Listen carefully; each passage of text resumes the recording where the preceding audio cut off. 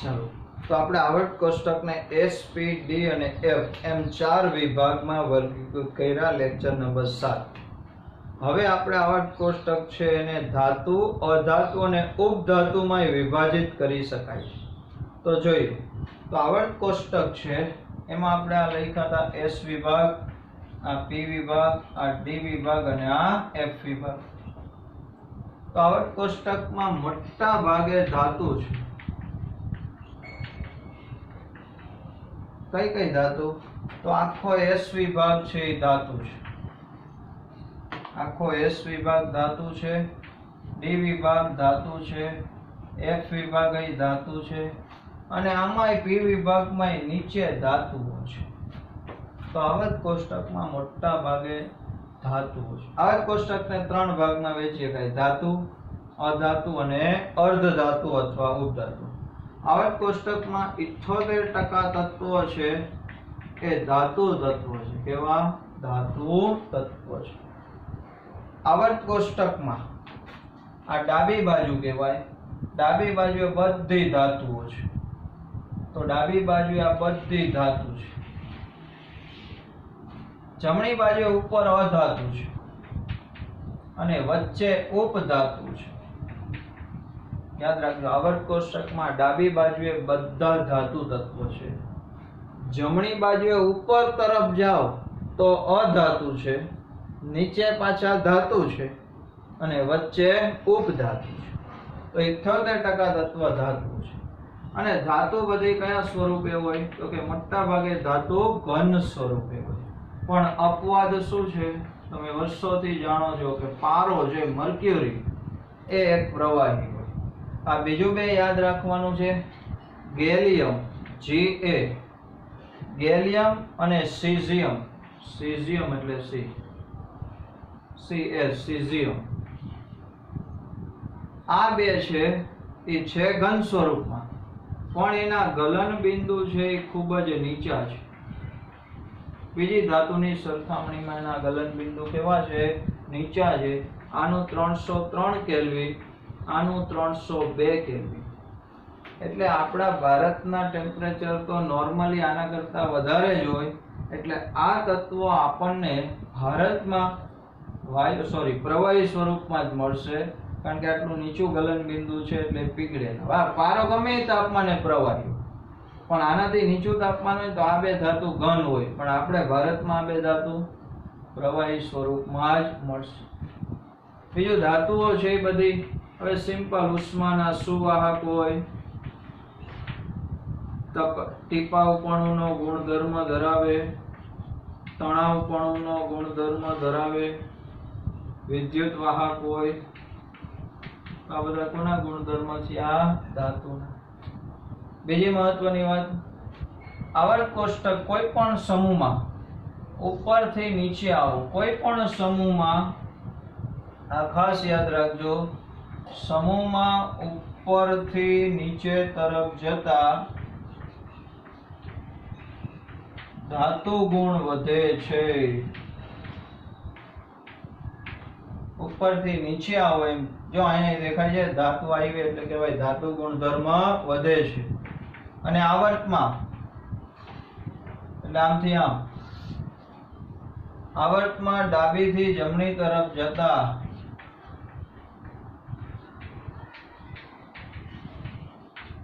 ધાતુ ગુણ ઘટે અને અધાતુ ગુણ વધે છે. આમથી આમ જેમ ધાતુ ગુણધર્મ ઘટ્યો, અધાતુ ગુણધર્મ વધ્યો. તો સિમ્પલ આમ કહી શકાય, આ ખૂણેથી આ ખૂણા તરફ જાઓ એમ અધાતુ ગુણધર્મ વધ્યો, અને આમથી આમ આવો એમ કયો ગુણધર્મ વધ્યો? ધાતુ ગુણધર્મ વધે છે. અધાતુના ગુણધર્મ કેવાય? અધાતુ તો કે અધાતુ છે મોટા ભાગે વાયુ સ્વરૂપે હોય. એમાં અપવાદ આવે, કેટલાક ઘન સ્વરૂપે હોય, પણ એના ગલન બિંદુ છે એ નીચા હોય. પણ એમાં અપવાદ છે, કાર્બન અને સિલિકોન છે એ અપવાદ છે, એના ગલન બિંદુ થોડા ઊંચા. ધાતુ વાયુ હોય, પ્રવાહી હોય ને ઘન, અધાતુ વાયુ હોય, પ્રવાહી હોય અને ઘન સ્વરૂપ. હાઇડ્રોજન, ઓક્સિજન એ અધાતુ છે, વાયુ છે. બ્રોમિન અધાતુ છે, પ્રવાહી છે. કાર્બન, ફોસ્ફરસ, સલ્ફર એ અધાતુ છે પણ કયા સ્વરૂપે છે? ઘન સ્વરૂપે. અધાતુઓ બરડ હોય, કેવી હોય? બરડ, એટલે બટકી જાય નીચા ગલન બિંદુ વાળી. પણ એ તણાવપણું કે ટીપાવપણુંનો ગુણધર્મ ધરાવતી નથી. એને તમે ખેંચીને તાર, ભાઈ કાર્બનનો તાર જોયો કોઈ? કોલસાનો ટીપો શું થાય? ભૂકો થઈ જાય, બરડ છે, એનું પતરું બને નહીં. તો જેમ આવર્ત કોષ્ટકમાં ડાબી તરફ ઉપર જાઓ એમ અધાતુ ગુણધર્મ વધે છે. બીજી મહત્વની વાત હવે કરવાની છે, ઉપધાતુ. તો આવર્ત કોષ્ટકમાં અહીંયા જો અધાતુ ગુણધર્મમાંથી સીધો ધાતુ ગુણધર્મ નથી થઈ જતો. તમે ચોપડીમાં આવર્ત કોષ્ટક જોજો. ચોપડીમાં આવર્ત કોષ્ટકમાં અહીંયા લાલ કલરની આમ સીડી જેવો ભાગ ઉતારેલો છે, એટલે લાલ કલરથી તત્વ લખ્યા છે કે સિલિકોન, જર્મેનિયમ, આર્સેનિક, એન્ટીમની, ટેલ્યુરિયમ. આ તત્વ છે એ અધાતુય નથી, ધાતુય નથી, એની વચ્ચેના તત્વ છે. અહીંયા લખ્યા છે. અહીંયા સિલિકોન હશે, એની નીચે જર્મેનિયમ, પછી એની બાજુમાં આર્સેનિક, એની નીચે એન્ટીમની, એની બાજુમાં ટેલ્યુરિયમ ને એની નીચે પોલોનિયમ. તો એ તત્વ છે સીડી સ્વરૂપે ગોઠવા છે. તો એ સીડીની ઉપરની બાજુ બધી અધાતુ સમજવાની, આ બાજુ બધી ધાતુ. તો આ વચ્ચેના જે લાલ કલરના તત્વ છે એ ધાતુ અને અધાતુની વચ્ચેના ગુણધર્મ ધરાવે છે, એટલે એને ઉપધાતુ કહેવાય. કેવા? ઉપધાતુ. તો આટલું ખાસ યાદ રાખવાનું છે, ધાતુ, અધાતુ અને ઉપધાતુ. સમજાય છે આટલું? તો આવર્ત કોષ્ટક છે એના વિભાગમાં ધાતુ, અધાતુ ને ઉપધાતુ. ઉપધાતુ ને બીજું અર્ધધાતુય કહેવાય. શું કહેવાય? અર્ધધાતુ. અને અર્ધધાતુના ઉપયોગ મોટા ભાગે ઇલેક્ટ્રોનિક સાધનોમાં થાય. શેમાં થાય? ઇલેક્ટ્રોનિક સાધનો, computer, mobile, TV, radio, tape, એ બધા બનાવટમાં આનો ઉપયોગ થાય. તો ખાસ આટલું સમજવાનું છે.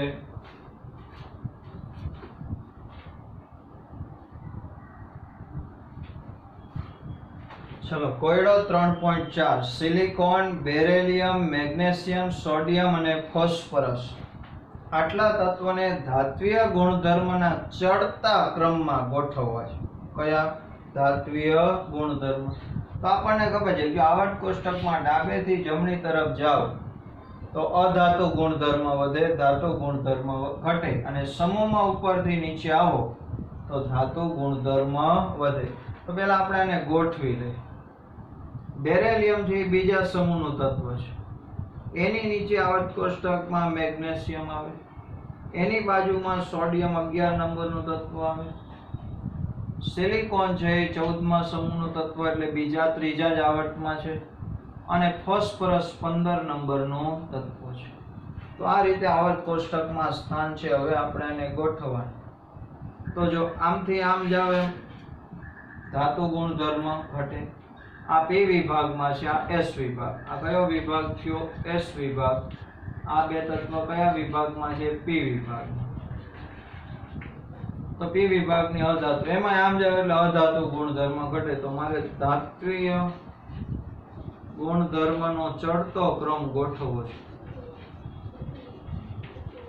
તો સૌથી ઓછો ધાતુ ગુણધર્મ કોનો હોય? ફોસ્ફરસ પહેલા આવી જાય. એના પછી કોણ આવે? તો કે સિલિકોન. હવે આ ત્રણને ગોઠવવાના છે. ઉપરથી નીચે આમ ધાતુ ગુણધર્મ વધે, આમ જેમ વધે આમ જેમ ઘટે. તો આ બે માં સૌથી ઓછો ધાતુ ગુણધર્મ કોનો આવશે? તો કે બેરેલિયમનો. આમથી આમ જેમ ધાતુ ગુણધર્મ ઘટે છે, તો આમ જાવ એમ વધે, એટલે સોડિયમ સૌથી પ્રબળ ધાતુ ગુણધર્મ. તો હવે કોણ વધ્યું? મેગ્નેશિયમ. પછી છેલ્લું તો સૌથી વધારે ધાત્વિય ગુણધર્મ સોડિયમ, પછી મેગ્નેશિયમ, પછી બેરેલિયમ, પછી સિલિકોન, ને સૌથી ઓછો ફોસ્ફરસ. ચાલો, ત્યાર પછીનો મુદ્દો છે તત્વના ગુણધર્મમાં આવર્તીય વલણ.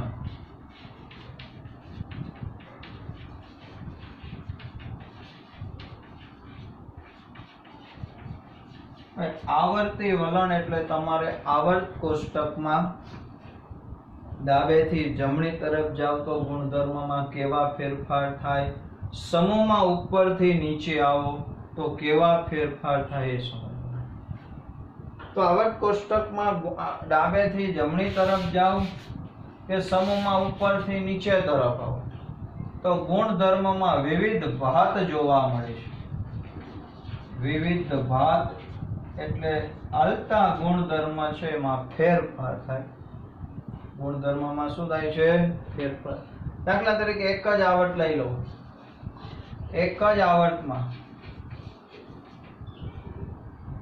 એક જ આવર્ત છે એટલે ડાબેથી જમણી તરફ જાઓ તો શરૂઆતમાં પ્રતિક્રિયાત્મક ધાતુ છે, વચ્ચે પાછી પ્રતિક્રિયાત્મકતા અહીંયા વધુ છે, અહીંયા વચ્ચે જતા પ્રતિક્રિયાત્મકતા ઘટે છે અને છેડે જાવ એટલે પ્રતિક્રિયાત્મકતા પાછી વધે છે. તો સમૂહ 1 અને 2 ના તત્વ વધુ પ્રતિક્રિયાત્મક છે. વચ્ચે ડી ના પ્રતિક્રિયાત્મકતા એટલે પ્રક્રિયા કરવાની ક્ષમતા, ડી માં પાછી પ્રતિક્રિયાત્મકતા ઘટે, પી માં પાછા છેડે જાવ 17મા સમૂહમાં પાછી પ્રતિક્રિયાત્મકતા વધે છે. તો એક જ આવર્તમાં ઘણા ફેરફાર આવશે. વળી પાછો સમૂહ 1 માં ઉપરથી નીચે આવો તો પ્રતિક્રિયાત્મકતા વધે છે.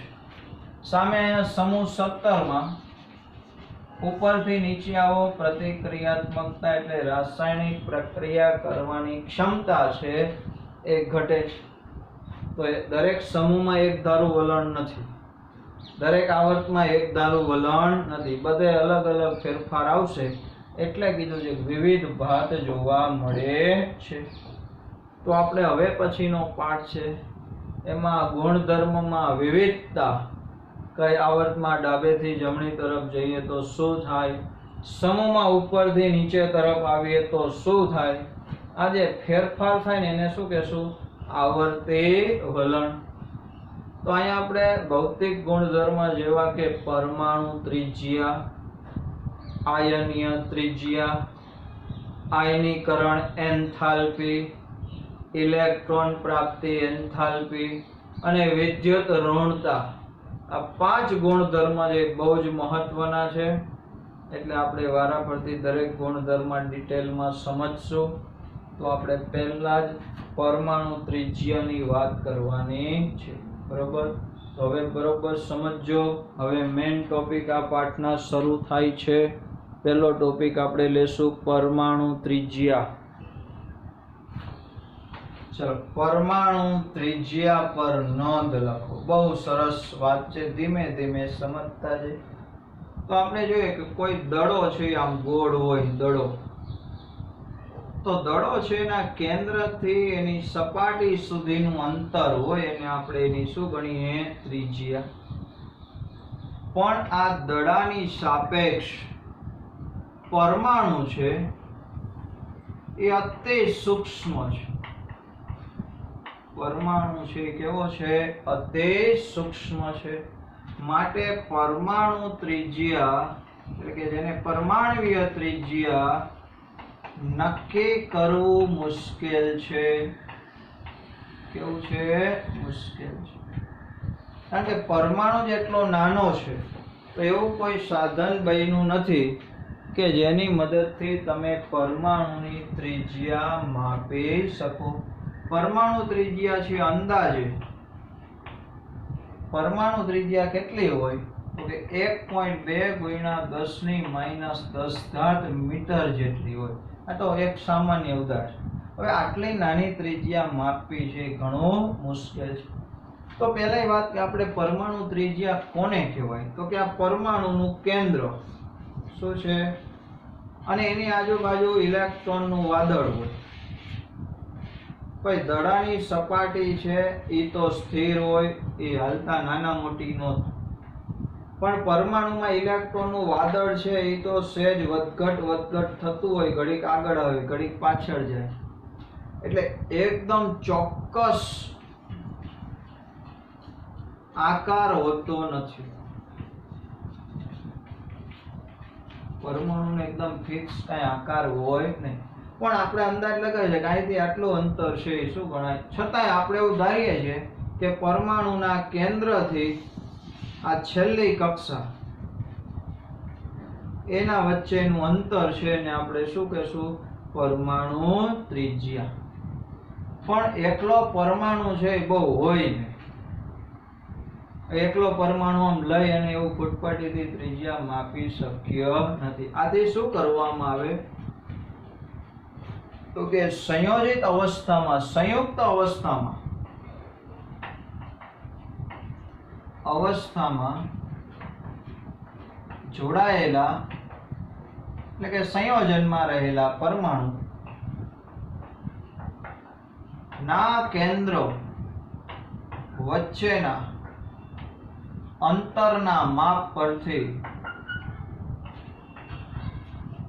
પરમાણુ ત્રિજ્યા છે એ અંદાજી શકાય છે, એટલે આશ્રય મેળવી શકાય છે કે પરમાણુ છે કોઈ સંયોજનમાં જોડાયેલા હોય તો એના કેન્દ્રો છે એના અંતર માપી શકાય. તમે ભણી ગયા છો રુથરફોર્ડનો આલ્ફા પ્રકીર્ણનનો પ્રયોગ.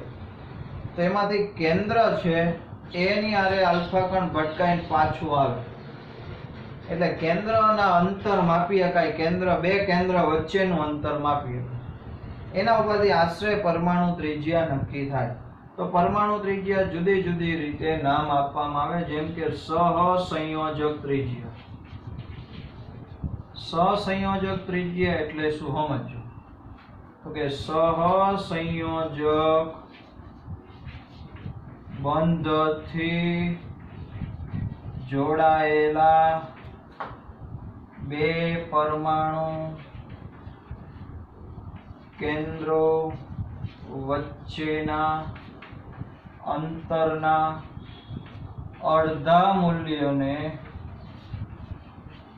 અડધા માપને શું કહેવાય? સહસંયોજક ત્રિજ્યા કહે છે.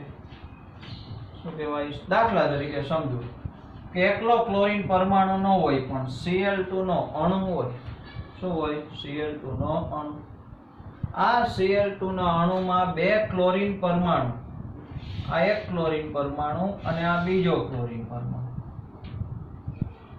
એ બે એકબીજા ભાગીદારીથી જોડાયેલા. કોની ભાગીદારી? ઇલેક્ટ્રોનની ભાગીદારી.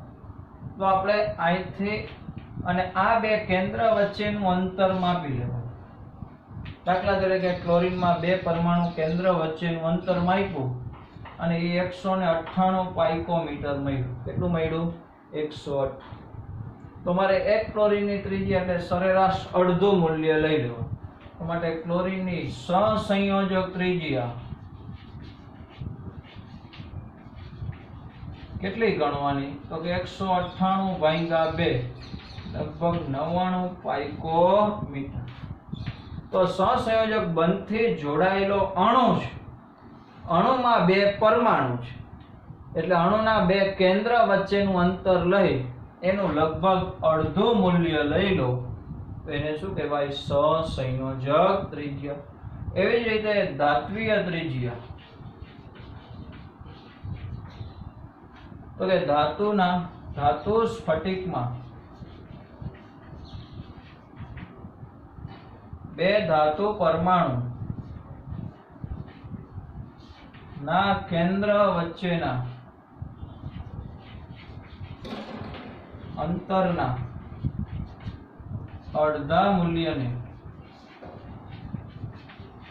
ધાત્વિય ત્રિજ્યા કહે છે.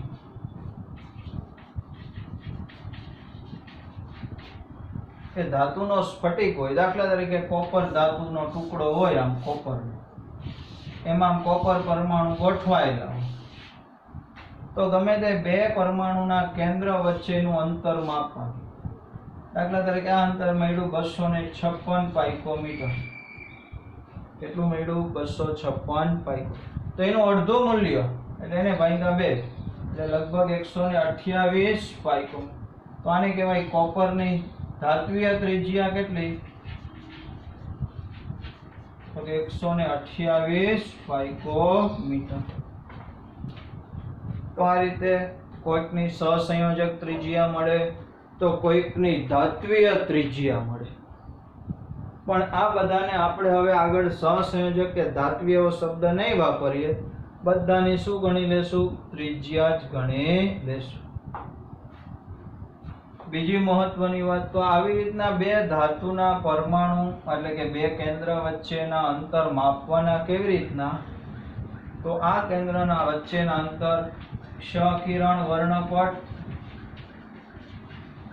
અથવા વર્ણપટ દર્શકી સ્પેક્ટ્રોમીટર, વર્ણપટ દર્શકી આ સાધન આવે દર્શકી, ક્ષ-કિરણ એક્સરે અથવા તો સ્પેક્ટ્રોમીટર નામના સાધનની મદદથી આપણે બે કેન્દ્ર વચ્ચેના અંતર માપી શકીએ અને એ કેન્દ્ર વચ્ચેના અંતરના માપ ઉપરથી પરમાણુ ત્રિજ્યા એટલે કે ધાત્વીય હોય અથવા સહસંયોજક હોય અથવા ત્રીજી આવશે વાન ડર વાલ્સ ત્રિજ્યા, પણ એની અત્યારે આપણે જરૂર નથી. બરાબર.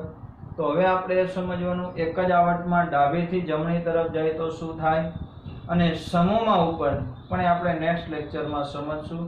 આ પહેલા આટલું સમજો કે પરમાણુ અતિ નાનો છે એટલે પરમાણુ ત્રિજ્યાનું 100% સાચું મૂલ્ય મેળવવું બહુ મુશ્કેલ છે, પણ અંદાજિત મૂલ્ય મેળવી શકાય છે. સમજાય છે આટલું? ચલો આટલું બરોબર સમજી લેજો.